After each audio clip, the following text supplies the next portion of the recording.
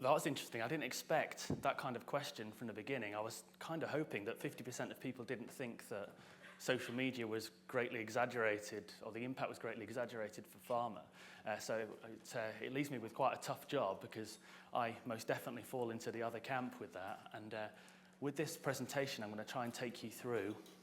It has 3 years. I've actually worked for Janssen, J&J for 6 years, and a lot of the time it's been within either communications or marketing.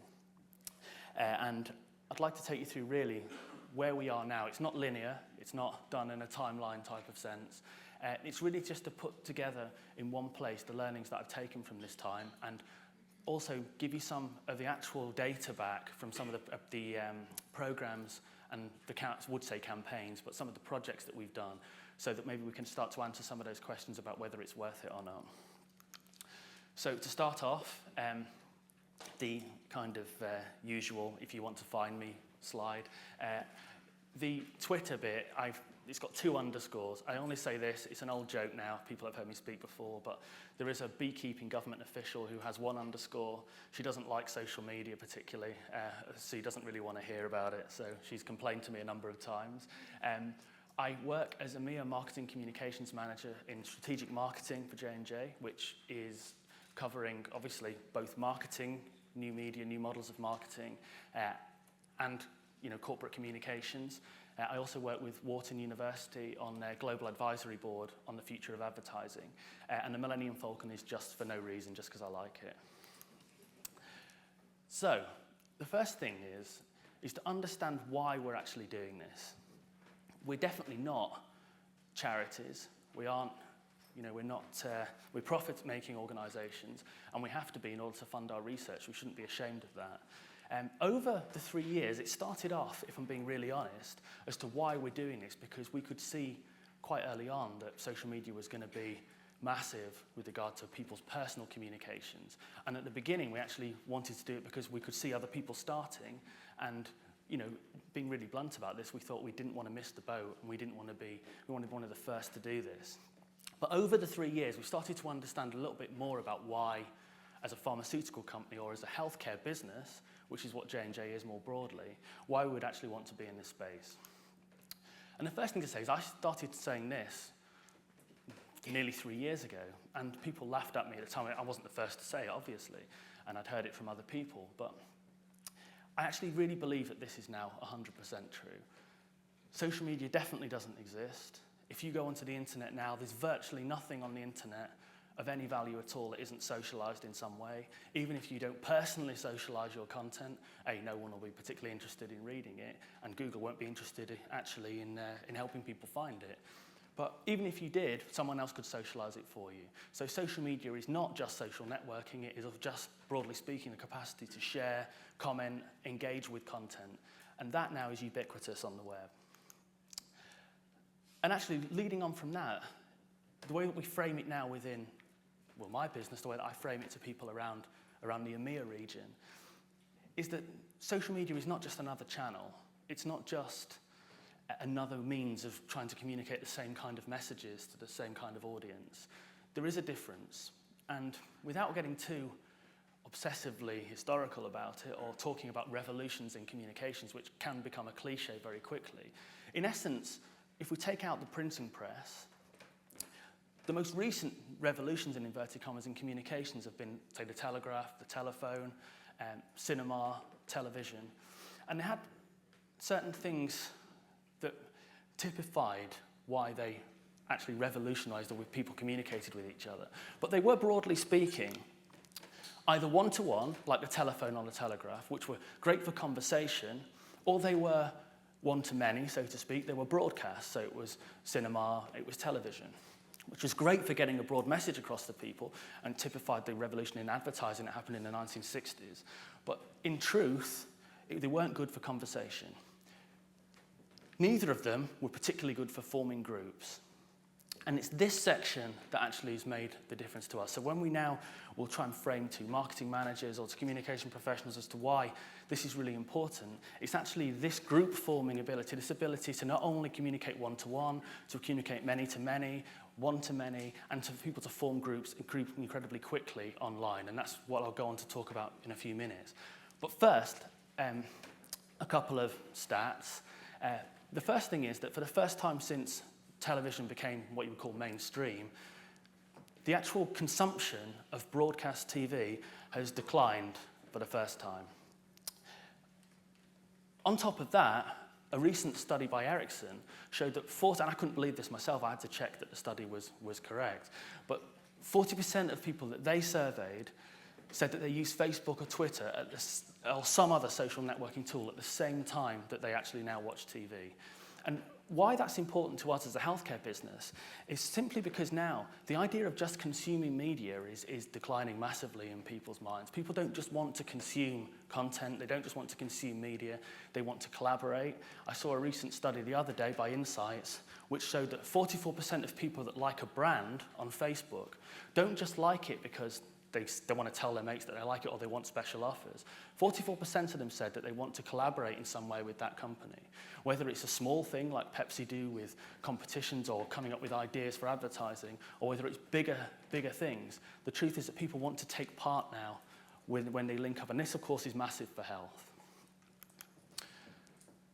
This piece of information comes from Clay Shirky in his 2010 book, Cognitive Surplus. And I think it relates obviously directly to the slide before. So in the US, even though consumption is declining, people still consume 200 billion hours of television a year. It's taken 2,000 times less than that for the whole of Wikipedia to be created.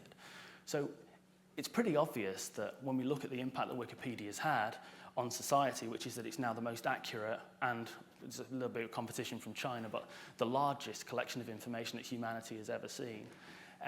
It's quite incredible that people, just at the moment where we're at the beginning of this, with that 2,000 times less than television, are already creating something for public good, which far exceeds what, say, my grandfather could ever possibly have imagined.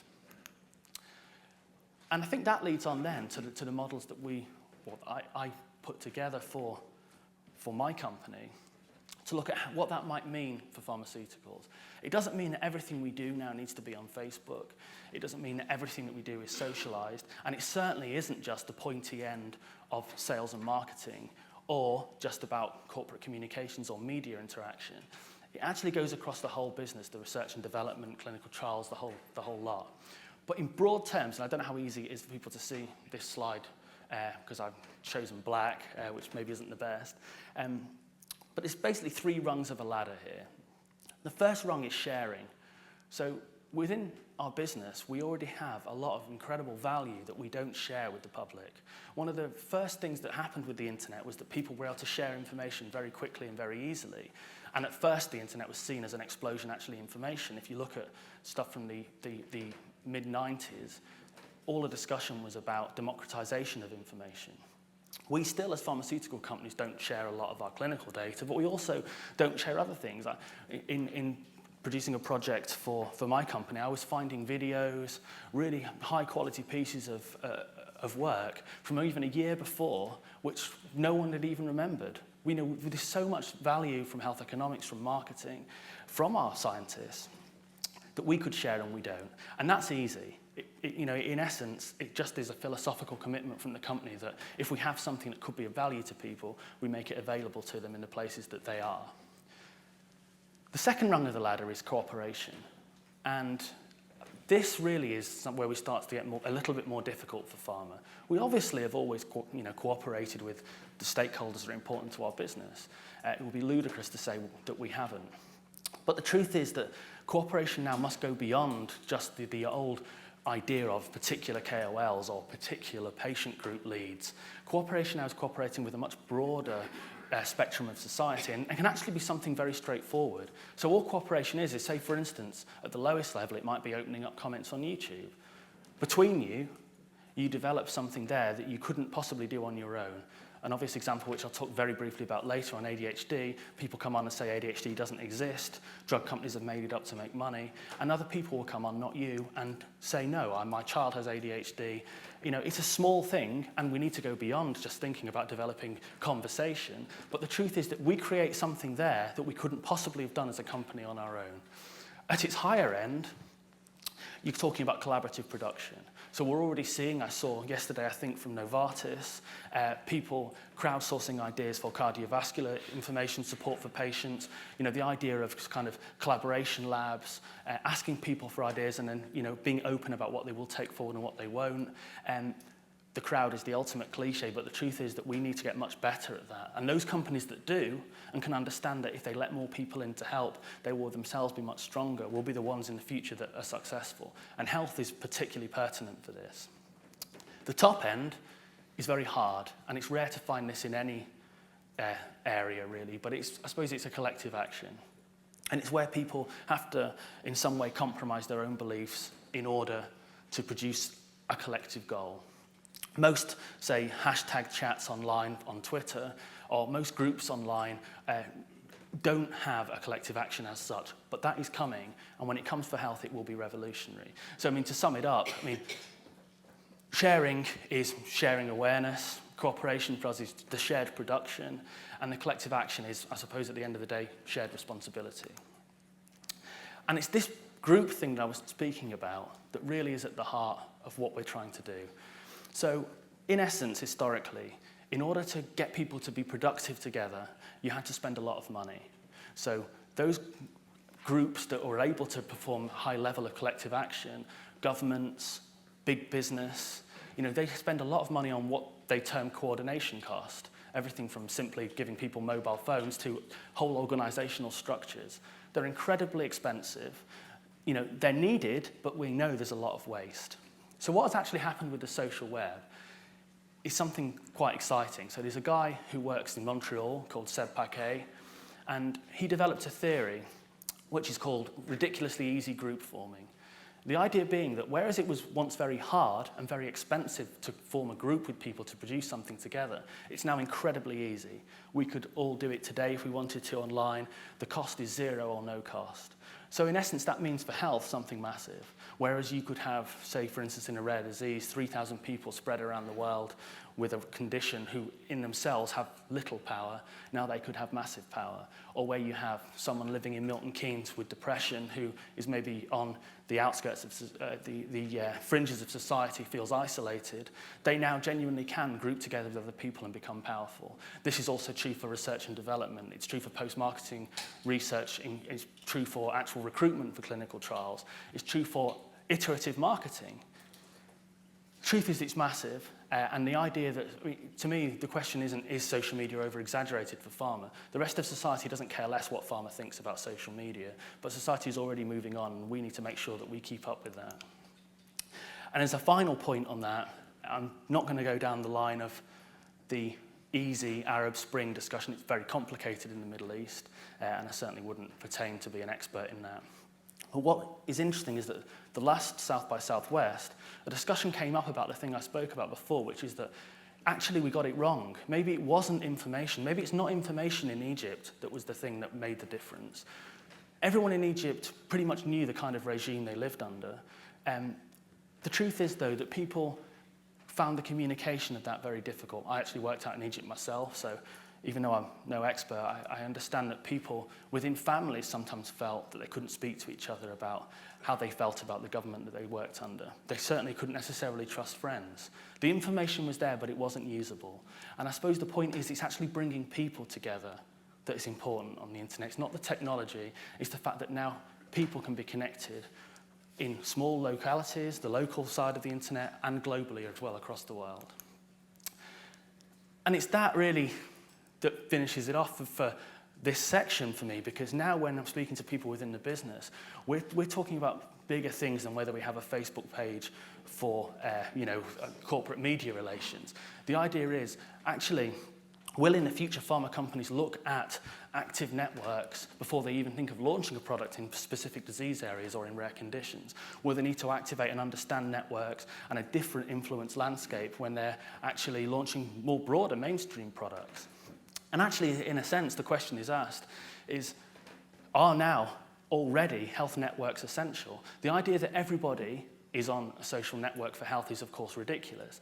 And you see questions, in surveys that just look for a headline where they ask people things like, why did you join Facebook? And, how many people joined Facebook for health?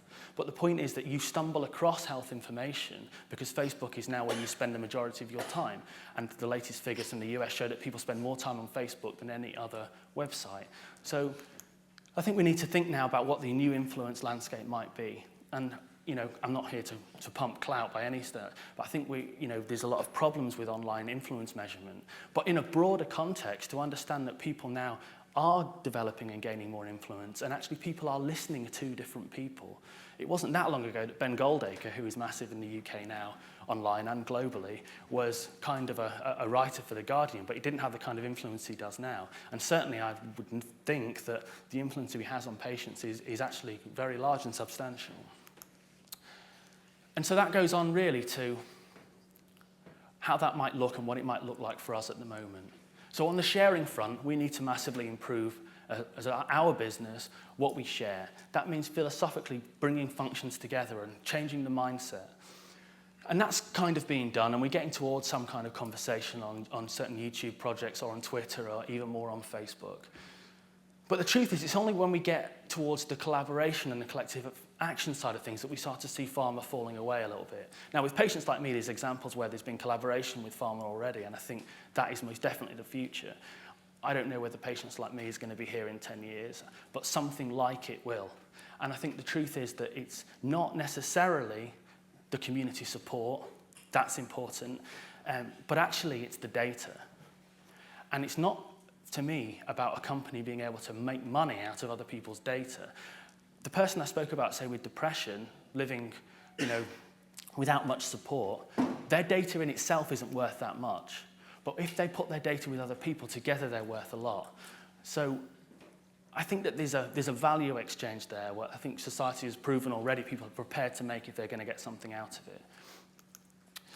And that's where I think we need to understand as a pharma business where it is we want to play out.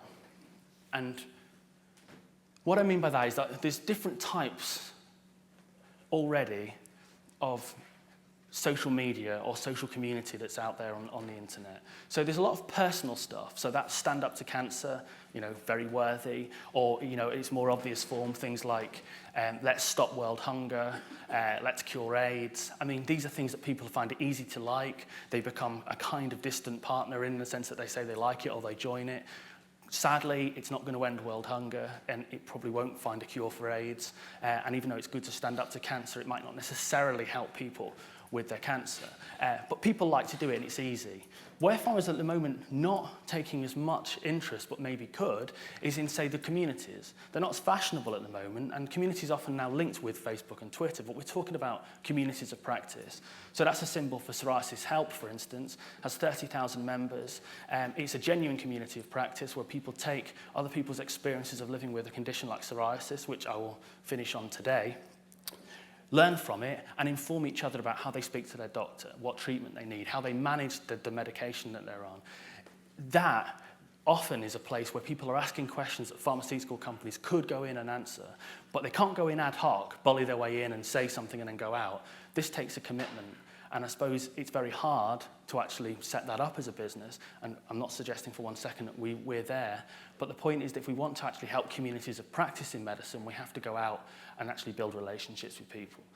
The public side, most people get their health information from Wikipedia. It varies by country, but that's the truth. And 98% of the people that use Wikipedia have never written anything on Wikipedia. 2% have written something, but really, of those 2%, a very small minority are actual users that regularly edit and understand Wikipedia.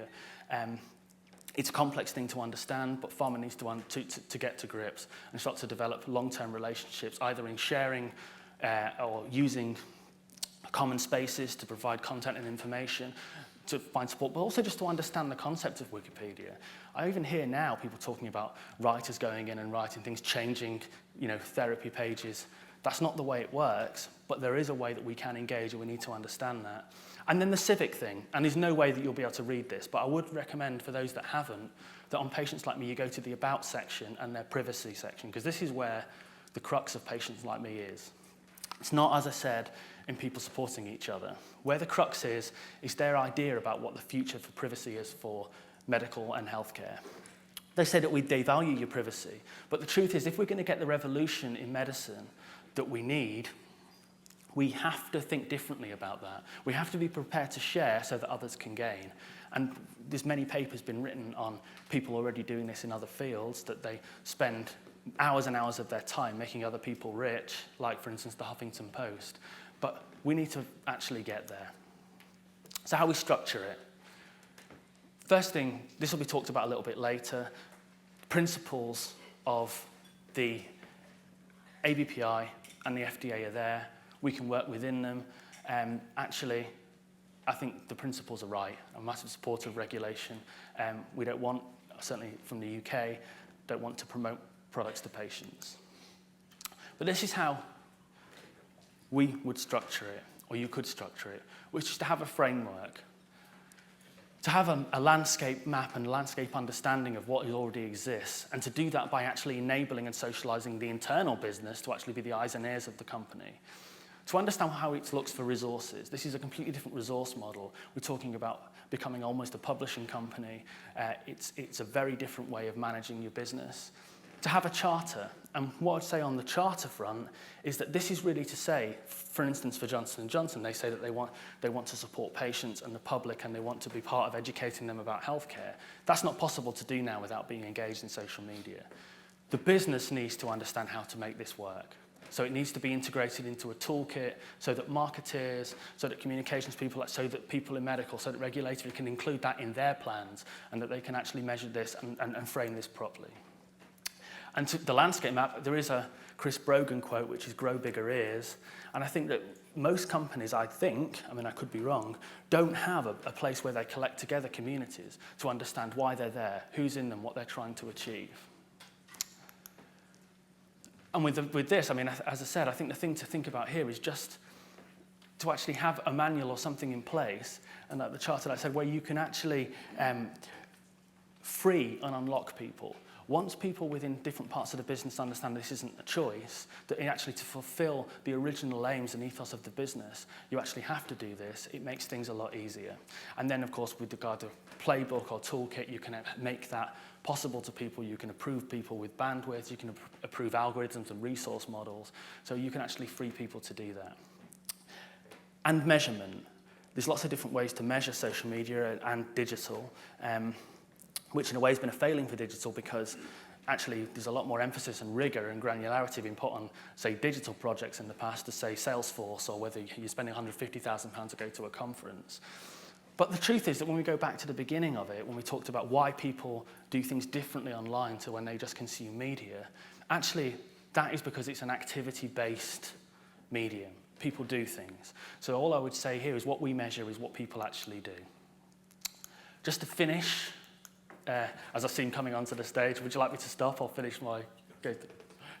Just to finish, I have just 3 very simple little case studies to give you an idea of some of the numbers. The first thing, which I won't go into, I actually presented this last year, and I've not presented it since.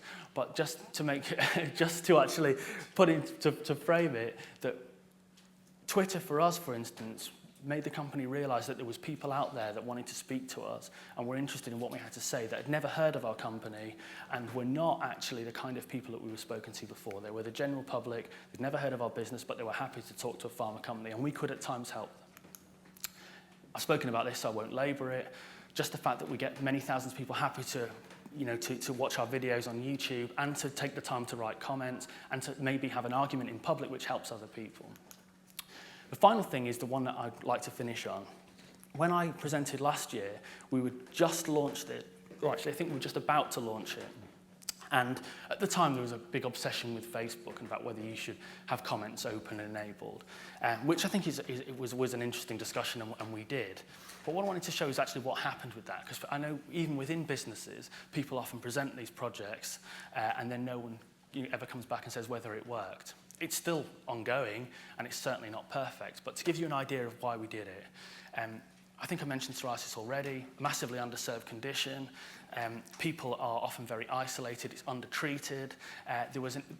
To go back to what someone said before about the business reason for doing this, we always want to support patients in the therapy areas that we're in, but also as well, if people are going to get the right treatment for them, which may or may not be our drug, they need to be activated and become partners in their healthcare. Now, that's a big thing for us to say we can do, but we can at least try and help people and give them the tools that they need. So we knew that people didn't know how severe their psoriasis was. They would have sometimes for 20 years and not know whether they were moderate, or severe or mild. People didn't know the impact. There was loads of discussion that we picked up, both indirectly and directly, where people would talk quite offhandedly about the fact they couldn't take their child swimming with them, that they didn't wear the things that they wanted to wear, that they couldn't go out, say, at Christmas time and party because they felt self-conscious. Or, perhaps more importantly, we know that 50% of people with psoriasis in some studies have been shown to be clinically depressed. So we wanted to reach people with these specific tools that we put together in the places where they were. The point is we had a website before, 400 people a month used to go, and we got no collaboration. So someone said, I think as well, we can't speak directly to patients. We can, and to the public, and we can. And actually, we had loads and loads of comments on our Facebook page and continue to do so, even though that's not the main measurement, which is the tools. And I think the thing to think about here is a power law distribution. So we know on the internet that a very small number of people produce the vast majority of the content. But what that does is not so much to focus on the top end where there's that one person that does 50 comments a day, but to focus on the long tail. So this guy, 21-year-old, kind of came on, was struggling with the condition. Most people hadn't heard of it. I mean, he wrote one comment. It sparked a massive long train of events, which may have helped a lot of people. And the point is that he just did one thing. He's the long tail, but we still managed to reach him. And of the first 80,000 views, which didn't take very long, we actually saw a 44% conversion rate. And what I mean by that is that the first 80,000 people that went on to either Facebook or the website, they took 10 minutes to do at least one of the either questionnaire, to do their severity, or to unlock how to speak better to their doctor. So we have, at one point, I think it was in the top 10 medical applications on iTunes, and we know for a fact, when it comes to as a final point for this, that when it comes to reporting back to the most senior people, when you think that 60 to 90% of people that spend a considerable amount of time online doing something of high value for them, and hopefully you, that 60 to 90% of people do something offline. So in reporting back on return on investment, so to speak, we could have had, just from those people there, 20, 30,000 people that go back to their doctor, knowing more about their condition and being able to articulate that better. So with that, I'll go to questions. Thank you very much, Alex. We do have room for one or two questions. Yes.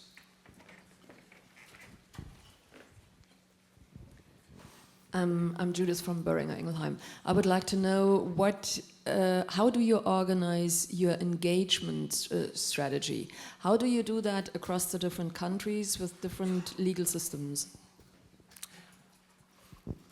I think, broadly speaking, we have a central concept, a central idea, a central ethos for how we would like to behave on the web, and we do produce things as a region. But also what you suppose you need to provide, and it varies by country, I'm being perfectly honest, but what you need to provide is the training, the education, the frameworks for them to be able to localize. So things won't be right in every country, and things won't be able to be done in every regulatory environment. But as long as people understand, broadly speaking, the ethos that where we can do things, we will, and that where people need support, they can get it. But what I'm not standing up here and doing by any stretch is saying that we're there, or that this is easy. I'm just saying that if you want to move towards a more social business, you have to, I suppose, free people to be able to localize that. But I think maybe the biggest thing, the biggest challenge we have is that some of the smaller countries especially, we all know that the internet obviously is global, but it's also incredibly local.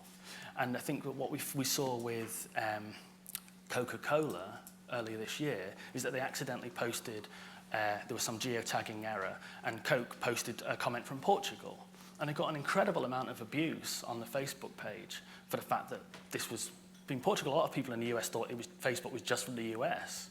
And I think people are still incredibly local, so it's where we can provide support and the ability to produce and an ethos and possibly shared content ideas and structure. It has to be down to the passion and the desire and the expertise within those specific markets to actually make it happen. I don't know whether that answers the question at all, maybe. Okay, thank you very much. Alex, you'll be here the rest of the day? Yes. So if there are any more questions, then just get a grip of him to get his personal opinion. Thank you very much, Alex, for this very engaging presentation. Thank you.